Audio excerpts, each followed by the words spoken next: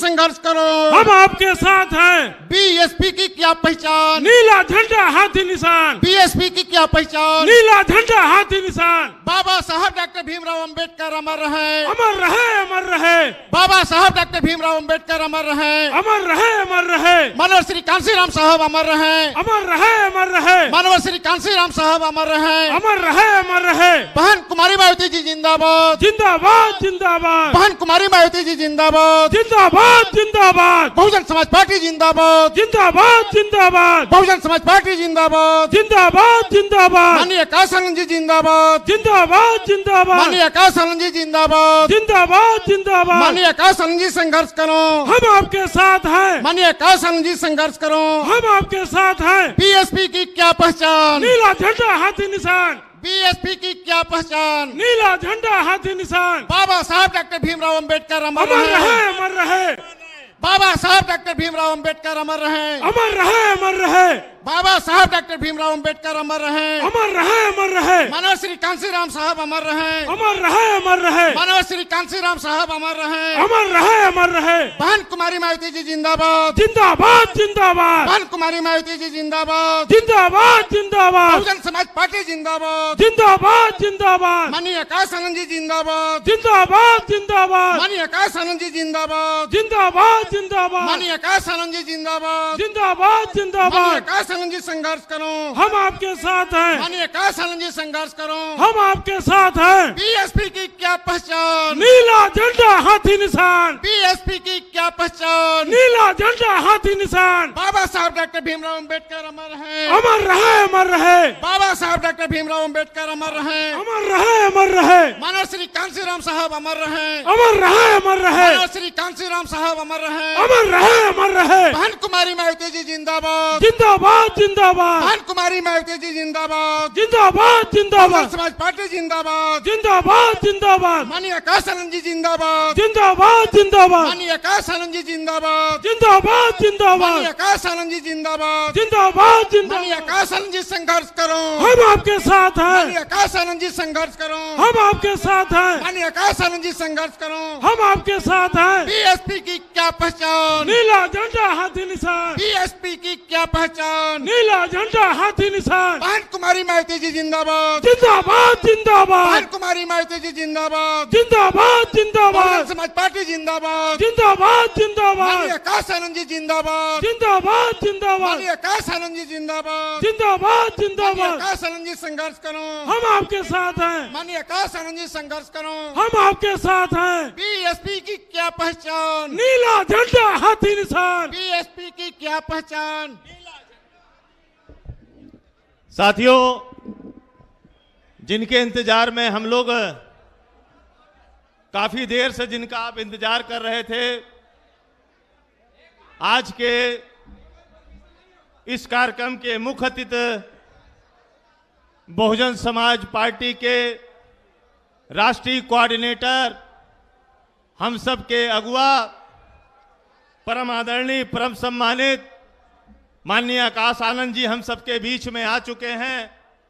मैं चाहूंगा कि मंच पे उपस्थित सारे हमारे पदाधिकारीगण, प्रत्याशीगण, पूर्व प्रत्याशीगण, सामने बैठे सारे समर्थकगण, माताओं बहनों से मैं निवेदन करूंगा कि एक बार जोरदार ताली बजा करके माननीय राष्ट्रीय कोऑर्डिनेटर साहब का स्वागत करने का काम करें। मैं चाहूंगा कि हमारे जो पदाधिकारीगण साथी हैं, माननीय हमारे प्रत्याशीगण हैं, वो बड़ी वाली माला ला करके माननीय राष्ट्रीय कोऑर्डिनेटर साहब का स्वागत करने का काम करें।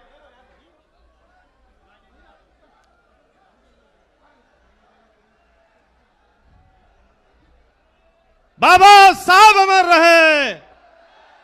माननीय आकाश आनंद जी जिंदाबाद, माननीय आकाश आनंद जी जिंदाबाद, माननीय बहन कुमारी मायावती जी जिंदाबाद, माननीय बहन कुमारी मायावती जी जिंदाबाद, माननीय आकाश आनंद जी जिंदाबाद, माननीय आकाश आनंद जी जिंदाबाद, माननीय आकाश आनंद जी जिंदाबाद।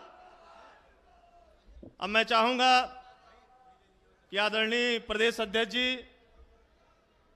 बूके दे करके माननीय राष्ट्रीय कोऑर्डिनेटर साहब का स्वागत करें।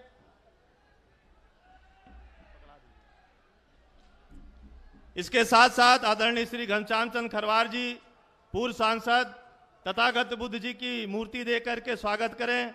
उदयराज वर्मा जी प्रत्याशी सुल्तानपुर चुनाव निशान हाथी देकर स्वागत करें। सच्चिदानंद पांडे जी जो प्रत्याशी हैं अयोध्या के, भाई हाथी देकर चुनाव निशान देकर के स्वागत करें। भाई मनोज वर्मा जी मुकुट भेंट करके जो पूर्व प्रत्याशी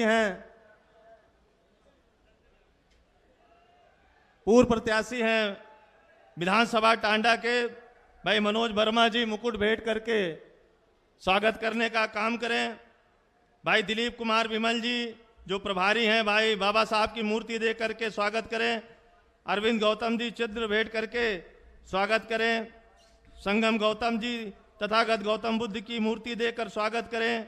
जितेंद्र पाल जी हाथी जो चुनाव निशान है हमारा आपका, उसको देकर के स्वागत करें। प्रदीप भारती जी तथागत भगवान गौतम बुद्ध की मूर्ति देकर के स्वागत करें। श्री निजर सिंह जी तथागत भगवान गौतम बुद्ध की फोटो देकर स्वागत करें। महेश राजभर जी राजा सुहेल देव राजभर जी की मूर्ति देकर के स्वागत करने का काम करें। प्रीति बौद्ध जी और रविराज बौद्ध जी भी आप भी प्रतिमा देकर के स्वागत करने का काम करें। राम गोपाल जी आपसे भी निवेदन है कि आप भी प्रतीक चिन्ह देकर के स्वागत करें। साथियों, अब मैं विलंब न करते हुए मैं निवेदन करूंगा मंच पे जो हमारे जिम्मेदार साथी हैं वो जल्दी जल्दी माननीय मुखर्जी जी का स्वागत करके अपने अपने स्थान को ग्रहण कर लें। भाई आप पीछे बैठ जाओ, सब लोग बैठ जाओ।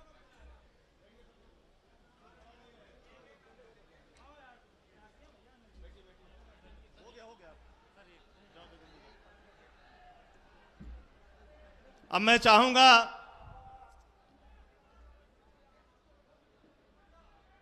हटे तो प्रदेश अध्यक्ष जी।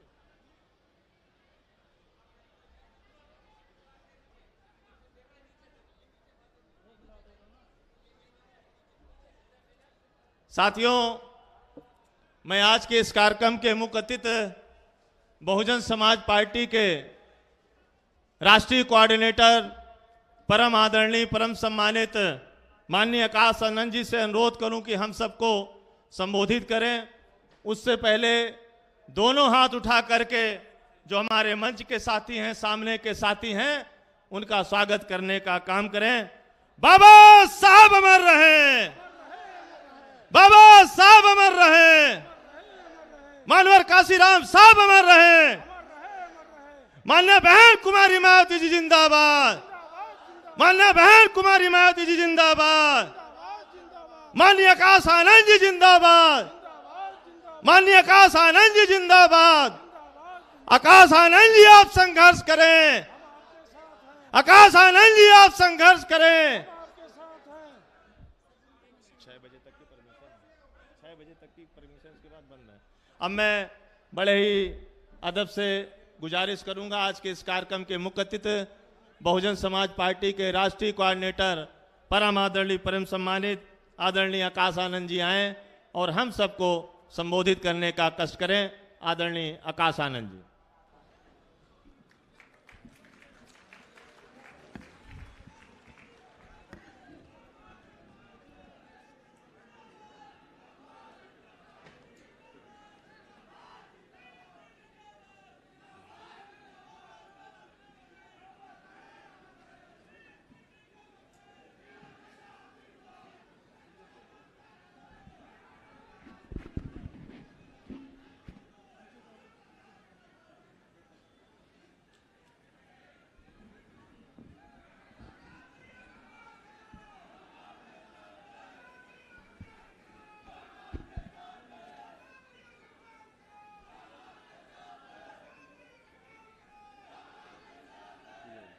जय भीम। साथियों, यहाँ आप सब जो आज इतनी देर से हम सबका इंतजार कर रहे हैं, पहले तो मैं आप सभी को तहे दिल से धन्यवाद करता हूं।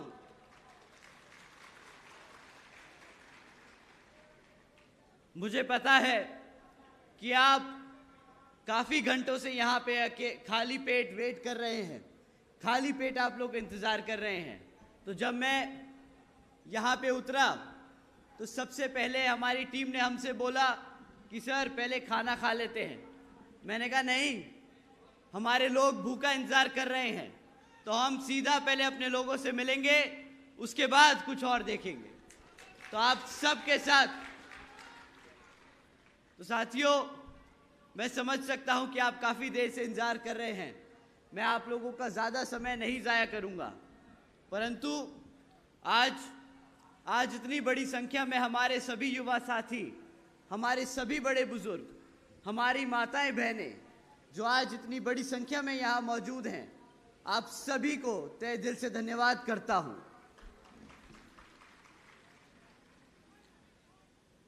साथियों, सबसे पहले मैं हमारे सभी संतों, गुरुओं, महापुरुषों को, जिसमें खासकर महात्मा ज्योतिबा फूले, छत्रपति शाहू जी महाराज, नारायण गुरु पेरियार राम स्वामी जी, बाबा साहब डॉक्टर भीमराव अंबेडकर जी एवं मान्यवर साहब श्री काशीराम जी को नमन करता हूं।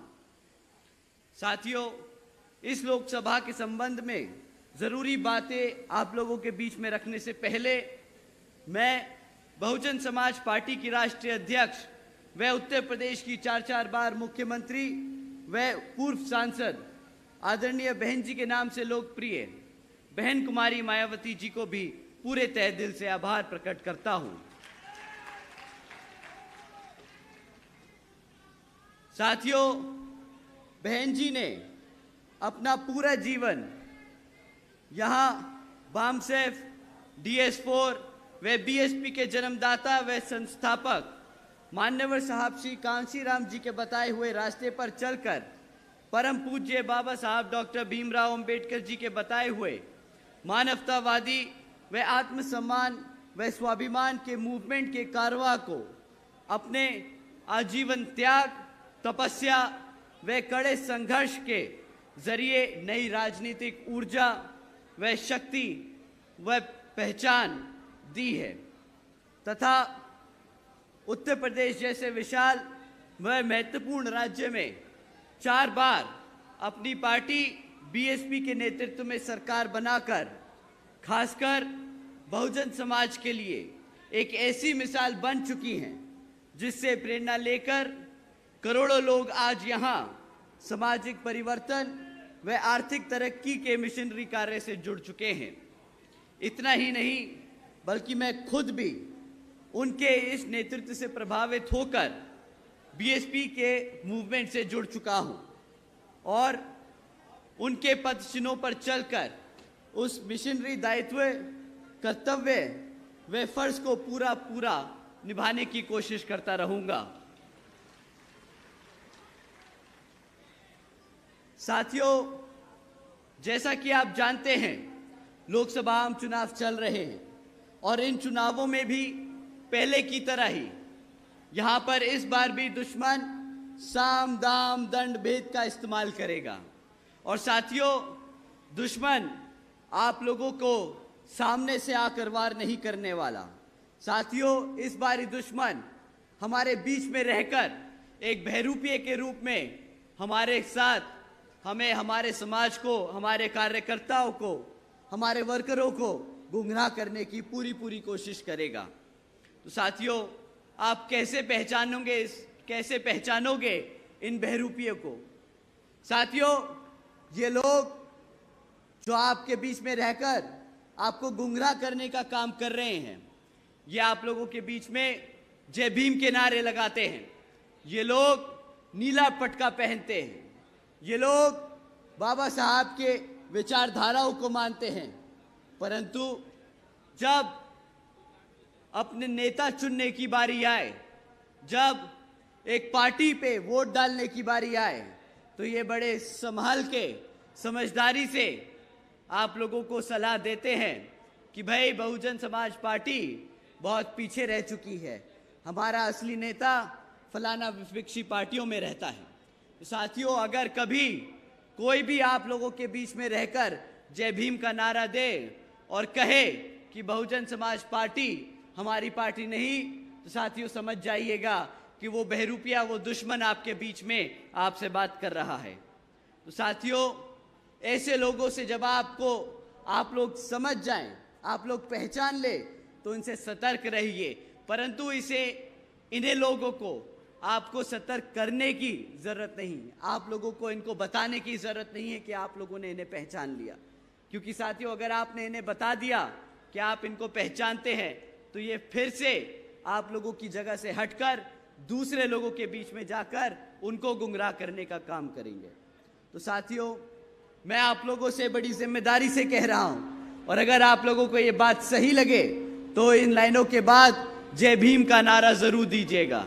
साथियों, ऐसे लोग जो बहुजन समाज पार्टी में बहन जी को नहीं मानते, ऐसे लोग जो बहन जी के खिलाफ हैं, वो मान्यवर साहब के खिलाफ हैं, वो बाबा साहब के खिलाफ हैं, वो हमारे बहुजन समाज के खिलाफ हैं, वो हमारे संविधान के खिलाफ हैं। बताइए सही कि नहीं सही बातियों? साथियों, बहुजन समाज पार्टी एक बहुत ही बड़ा दल है। इस परिवार में कई करोड़ों लोग रहते हैं। तो साथियों, ये कुछ लोगों के लिए बहुत मुश्किल होगा इन बहरूपियों पे नजर रखना। ये हम सबको मिलकर काम करना होगा। तो आप लोगों के साथ साथ खासकर मैं हमारे युवा साथियों से दरखास्त करूंगा कि आप लोगों को खास तौर से ऐसे लोगों से सतर्क रहना है। साथियों, जैसा कि आप जानते हैं, पिछले कुछ सालों में ये दुश्मन पार्टियां हमारी पार्टी पे किस्म किस्म के आरोप लगाती आई है। जैसे जब भी कोई नेता, जब भी कोई यहां से बहुजन समाज पार्टी से निकल के जाता है, तो उसके पास सबसे आराम से, सबसे आसानी से बोलता है कि भाई बीएसपी में तो लोग पैसा लेते हैं, किताब ज्यादा मांगते हैं। साथियों, हकीकत तो ये है कि जो विपक्षी पार्टियां हैं, आपने इलेक्टोरल बॉन्ड्स के बारे में सुना है? साथियों, ये जो विपक्षी पार्टियां हैं, ये पिछले 6 सालों में 16,500 करोड़ रुपए बड़े बड़े धंधा सेठों से ले चुकी है। परंतु जब इन कंपनियों का खुलासा हुआ, जब इन पार्टियों का खुलासा हुआ, तो सारी पार्टियों के नाम आए थे। भाजपा, कांग्रेस, समाजवादी पार्टी, सब पार्टियों के नाम आए, परंतु एक पार्टी थी जिसका इन सब में नाम नहीं आया। आप जानते हैं कौन सी वो राष्ट्रीय पार्टी है जिसने किसी भी धरना सेठ से 1 रुपया नहीं लिया?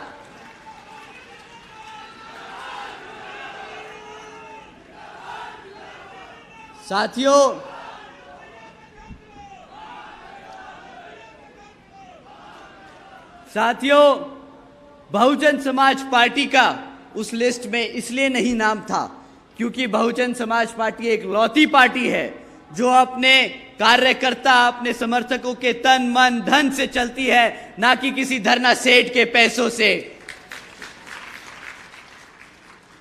साथियों, बीएसपी केवल यहां उत्तर प्रदेश में नहीं बल्कि पूरे देश में बड़े बड़े पूंजीपतियों और धरना सेठों के सहारे से नहीं, बल्कि अपने लोगों, अपने समर्थकों, अपने कार्यकर्ताओं के तन मन और धन के सहयोग से चलती आई है और यहां पर चुनाव लड़ती आई है, और आगे भी आप ही के तन मन और धन के भरोसे ये पार्टी पूरे देश भर में चुनाव लड़ती जाएगी। साथियों, आप लोगों के तन मन और धन के लिए मैं यहां मंच से आप लोगों का तहे दिल से धन्यवाद करता हूं, क्योंकि ये मूवमेंट है जो आपकी वजह से चलता है। आप लोगों का तहे दिल से धन्यवाद। साथियों, इस लोकसभा आम चुनाव में विपक्षी पार्टियां आप लोगों के बीच में आकर तरह तरह की बात करेंगी। वो आप लोगों को मैनिफेस्टो जारी करके आप लोगों को तरह तरह के वादे सुनाएंगी। परंतु साथियों, इस बारी लोकसभा आम चुनाव में आप लोगों को वोट जो डालना है वो इन पार्टियों के रिकॉर्ड पे डालना है कि इन पार्टियों ने जब जब सत्ता में आसीन रहे तब तब इन लोगों ने हमारे समाज के लिए क्या काम किया, आप लोगों को उन पे सवाल करना है। साथियों, पिछले 10 सालों में ये भाजपा सरकार केंद्र की सत्ता में रही है, तो जब भाजपा आप लोगों के बीच में आए तो आप लोगों को उनसे सिर्फ 3 मुद्दों पे सवाल उठाने हैं: शिक्षा, सुरक्षा और रोजगार। मैं किसी जाति, धर्म या किसी जाति या धर्म के आधार पे आप लोगों से नहीं कहूंगा कि उन पे सवाल करो। हम आपसे नहीं कहेंगे कि राम मंदिर के ऊपर सवाल करो।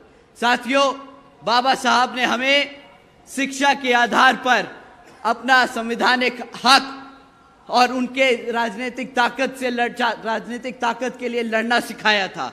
तो हम सिर्फ शिक्षा, सुरक्षा और रोजगार के लिए बात करेंगे।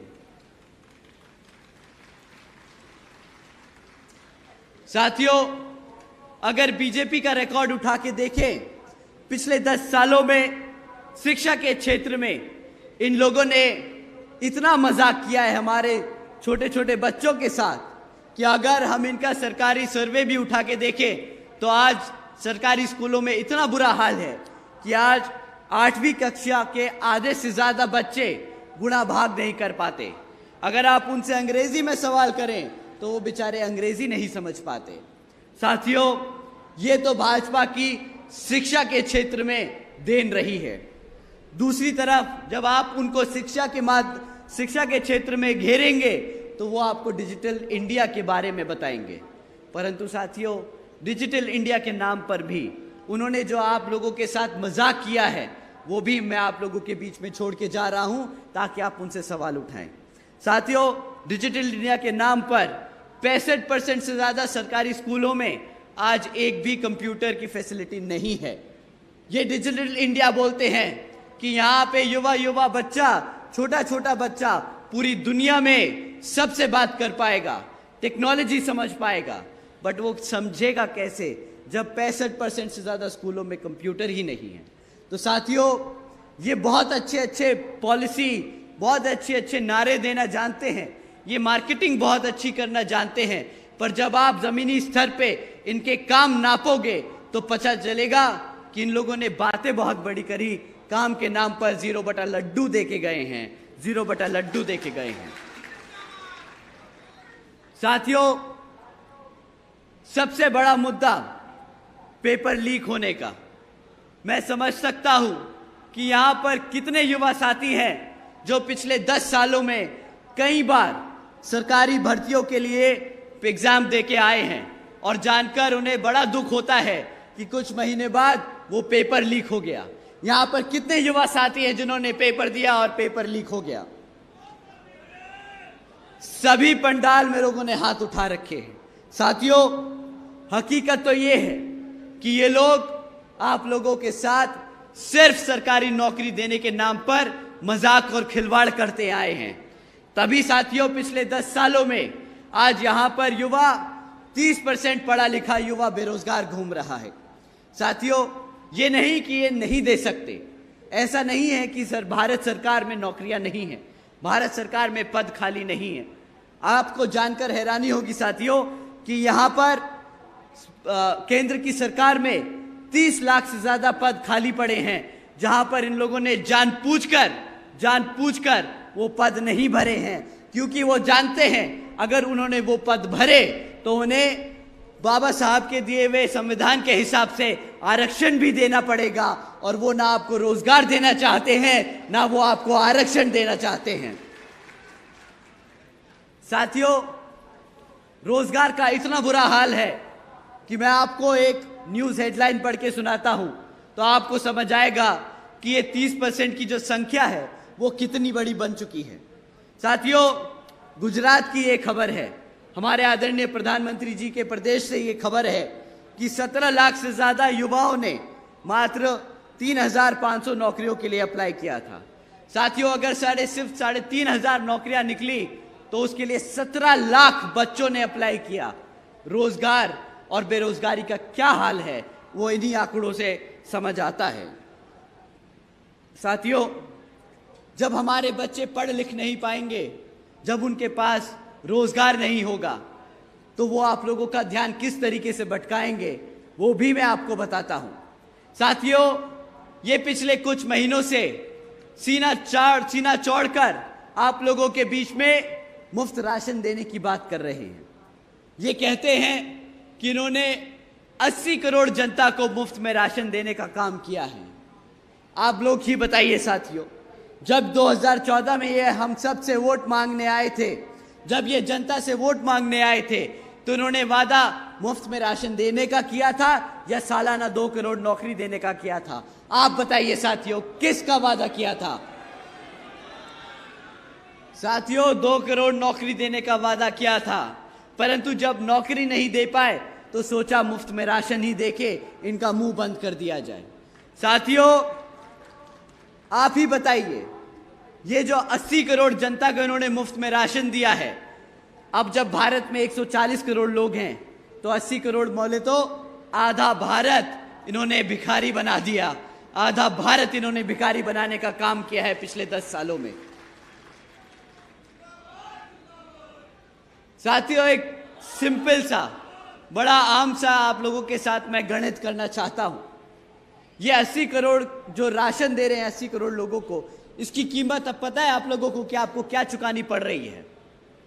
आप जानते हैं कि 80 करोड़ जनता को जो मुफ्त राशन मिलता है, इसकी कीमत आप लोग क्या चुकाते हो? हमारी माएँ जो यहाँ बैठी हैं, आप लोगों से मैं दरख्वास्त करूंगा कि ये आप जरा गुना भाग बड़ी ध्यान से सुनिएगा। साथियों, महीने में कितने का राशन आप लोगों को मुफ्त में मिलता होगा? बताइए। 500? 5 किलो? मैं कहता हूं ये बहुत साफ लोग हैं, ये लोग बहुत ईमानदार लोग हैं, तो आपको ईमानदारी से महीने का 500 से 1000 रुपये का राशन दे देते होंगे। साथियों, साल के हिसाब से अगर ये करें तो ये 6,000 से 12,000 से ज़्यादा का राशन नहीं बनता। 6,000 से 12,000 रुपये का राशन नहीं बनता साल का। परंतु हमारी माँ यो जहाँ बैठी हैं, माँ आप ज़रा सुनिएगा कि अगर आपके लड़के की क्लास 4 की सरकारी नौकरी लगती तो वो महीने का कम से कम 20,000 रुपया तो कमाता ना? बता माँ, 20,000 रुपया तो कमाता ना? माँ, वो आपका लड़का साल का 2.5 लाख रुपया आपके घर में ला के रखता, जहां पे ये आपको 6,000 या 12,000 रुपये का राशन देते हैं। ये 12,000 रुपये के राशन पे जो 2.5 लाख का चूना आपको लगा रहे हैं, तो इस बारी साथियों, जिस थैले में भर के इन्होंने आपको राशन दिया था, वही थैला इनको थमाकर खाली कर कर इन्हें वापस भेज देना और बता देना कि मेरा वोट मेरे हाथी के साथ है, मेरा वोट मेरी बहन जी के साथ है।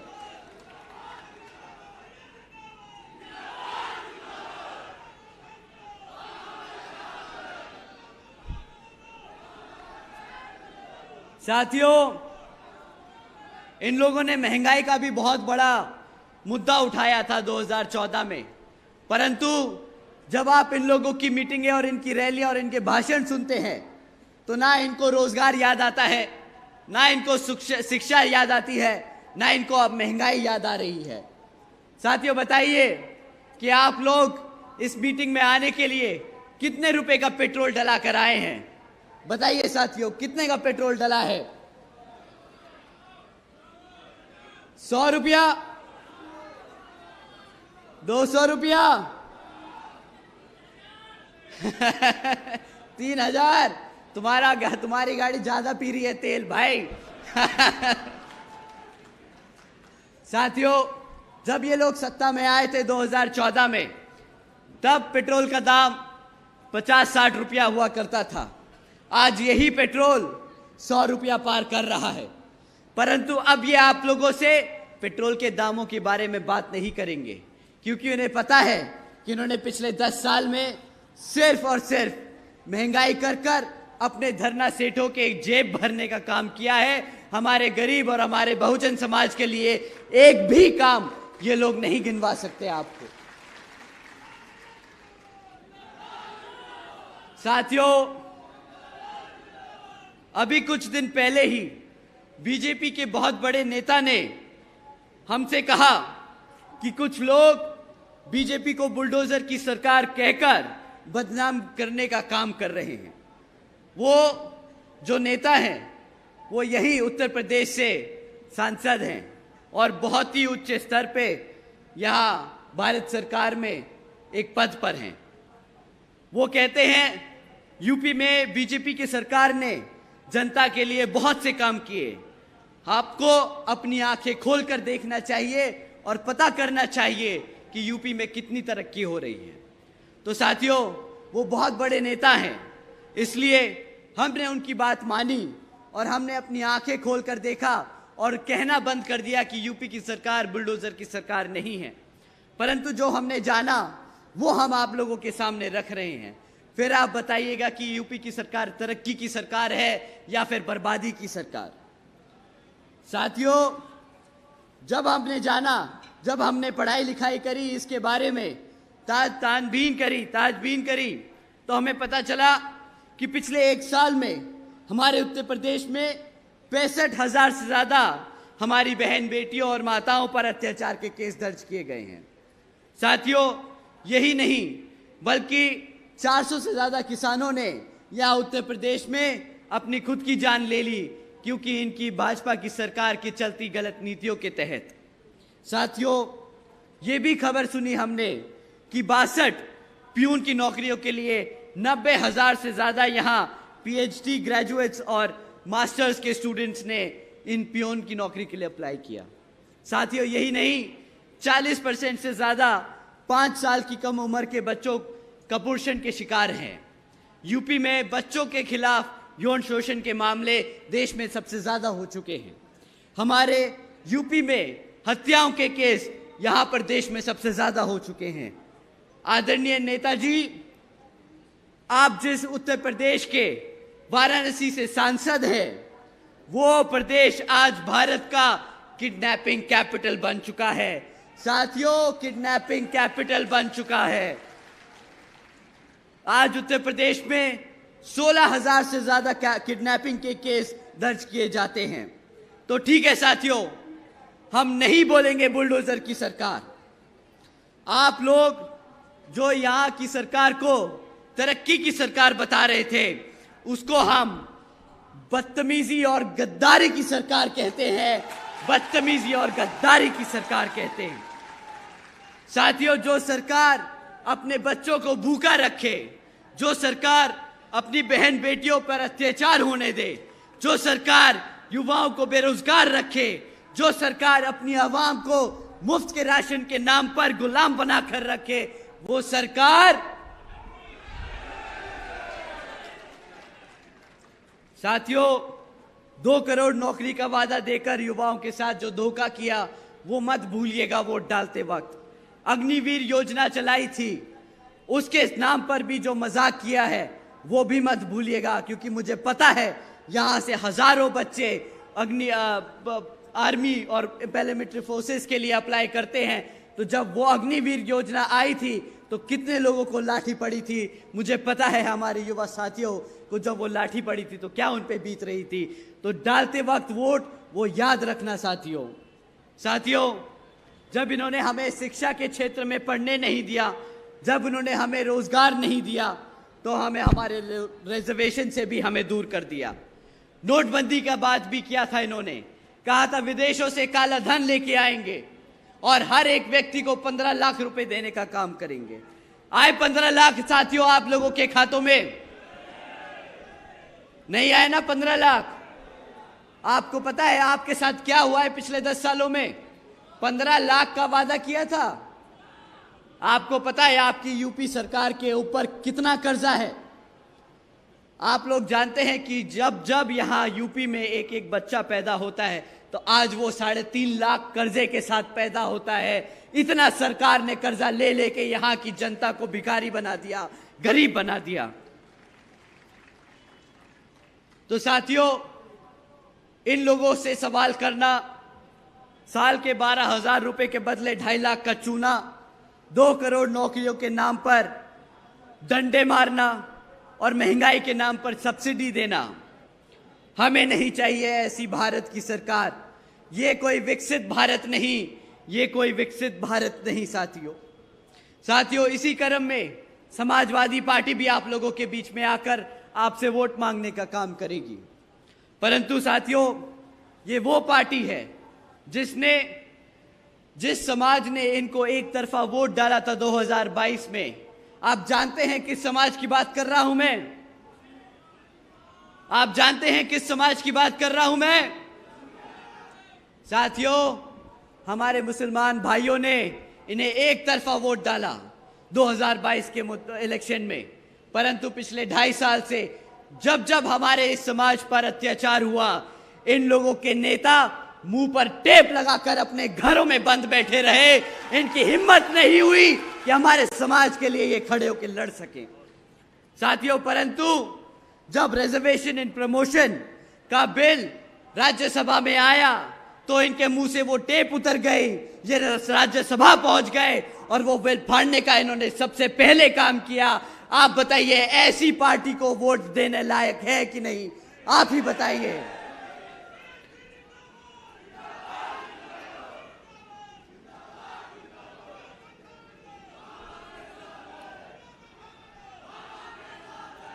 साथियों, जो समाजवादी पार्टी अपने आप को ओबीसी समाज से कहती है, वही समाजवादी पार्टी अपने ओबीसी समाज के रिजर्वेशन के खिलाफ राज्यसभा में बिल फाड़ने का काम करती है। इन लोगों को वोट डालना मतलब अपने समाज से गद्दारी करने बराबर होगा। साथियों, इनको वोट डालना बिल्कुल नहीं।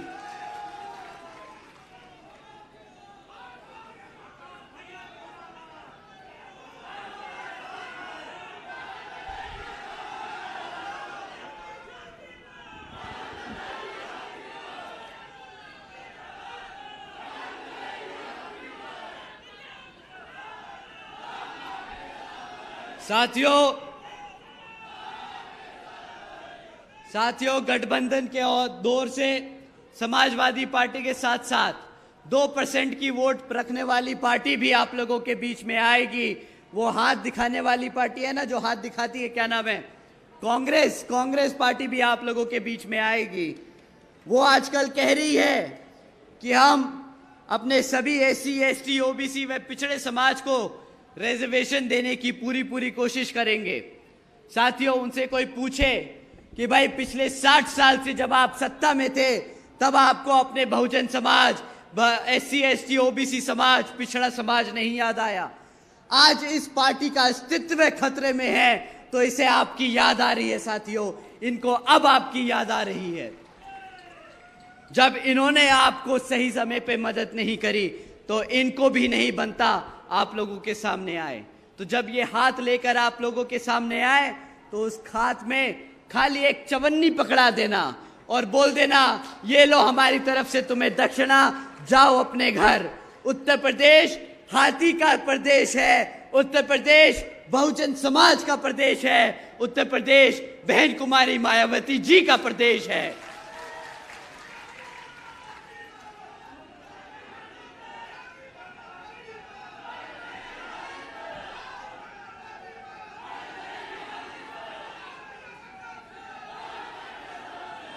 साथियों,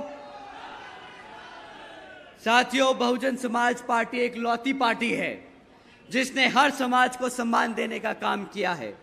आप सब ने देखा किस तरह बीजेपी ने क्षत्रिय समाज और मुस्लिम समाज का अपमान किया है, लेकिन आपकी नेता ने गाजियाबाद से गाजीपुर तक किस तरह क्षत्रिय और मुसलमान समाज को सम्मान देने का काम किया है, वो आप लोगों ने देखा है। आप लोगों ने देखा है किस तरह हमने किस किस समाज से यहाँ पर प्रत्याशी उतारने का काम किया। साथियों, अगर मैं इनकी विफलताएं गिनाने बैठूंगा तो शाम की जगह कल सुबह हो जाएगी, परंतु इनकी गिनती नहीं खत्म होगी। मैं आपसे बहन जी के कामों के बारे में बात करना चाहूंगा। साथियों, जो नीतियां मैं आप लोगों को बता रहा हूं, उन्हीं नीतियों पर चलकर आगे बहन जी पूरे देश में जब प्रधानमंत्री बनेगी तो पूरे देश में इन नीतियों पर चलकर सर्व समाज में से बहुजन समाज के साथ साथ सब गरीब और जरूरतमंद लोगों की मदद करने का काम करेंगी। साथियों, जैसा कि आप जानते हैं 2007 से 12 की शासनकाल में बहन जी ने उत्तर प्रदेश में पूर्ण बहुमत से सरकार स्थापित की थी और इस सरकार के तहत जो बहन जी ने काम किया उसे हम बहन जी के गवर्नेंस मॉडल को कहते हैं। बहन जी मॉडल ऑफ गवर्नेंस कहते हैं। साथियों, बहन जी गवर्नेंस मॉडल के तहत बहन जी ने महामाया गरीब बालिका आशीर्वाद योजना चलाई थी, जिसके तहत 3,25,000 बच्चियों को बहन जी ने 1-1 लाख रुपए देने का काम किया था। साथियों, इस योजना के तहत देश में पहली बार एक गरीब घर के अंदर, गरीब घर में एक लखपति बच्ची पैदा हुई थी बहन जी की देन से। साथियों, बहन जी ने इसी क्रम में सावित्रीबाई फुले बालिका आशीर्वाद योजना चलाई थी, जिसके तहत 7 लाख से ज्यादा बच्चियों को 12वीं तक की शिक्षा फ्री करने की बहन जी ने सुविधा दी थी। साथियों, आप जानते हैं बहन जी ने शिक्षा मुफ्त में दी थी, राशन नहीं, क्योंकि बाबा साहब कहते थे कि शिक्षा वो शेरनी का दूध है, जो पिएगा वो दहाड़ेगा। तो साथियों, बहन जी ने इस योजना के तहत प्रदेश की हर एक बच्ची को शेरनी बनाने का काम किया, ताकि जब वो पढ़ लिख कर बढ़े तो वो इस प्रदेश में नहीं, पूरे देश में दहाड़े, पूरे देश में दहाड़े। साथियों, इतना ही नहीं, बल्कि बहन जी ने महामाया आवास योजना भी चलाई थी, जिसके तहत सभी SC, ST, OBC व आदिवासी समाज के साथ साथ सभी गरीब समाज के लोगों को अपना खुद का घर देने का काम किया था।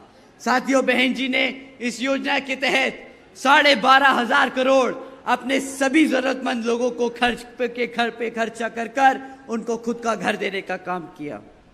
साथियों, इतना ही नहीं, बहन जी ने सभी सरकारी कृषि व संबंधित सरकार के दौरान सभी कृषि एवं संबंधित कार्यों में मिनिमम वेजेस को 55 रुपए से बढ़ाकर 100 रुपया प्रतिदिन कर दिया था।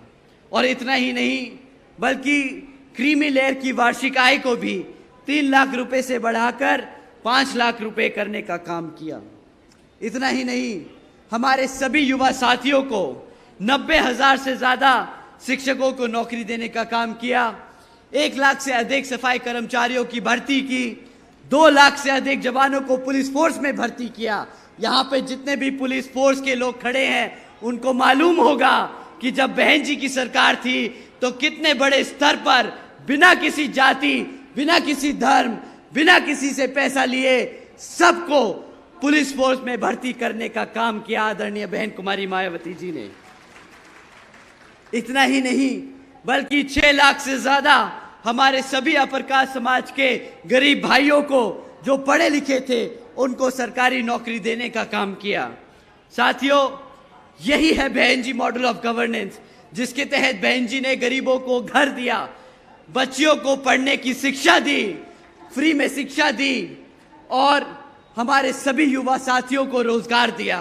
तो साथियों, आपको ऐसी सरकार चाहिए जो आपको मुफ्त में राशन दे, आपको शिक्षा से दूर रखे, आपको रोजगार से दूर रखे, या आपको बहन जी जैसी सरकार चाहिए? आप ही बताइए, हाथ उठाकर बताइए, आपको किस तरह की सरकार चाहिए?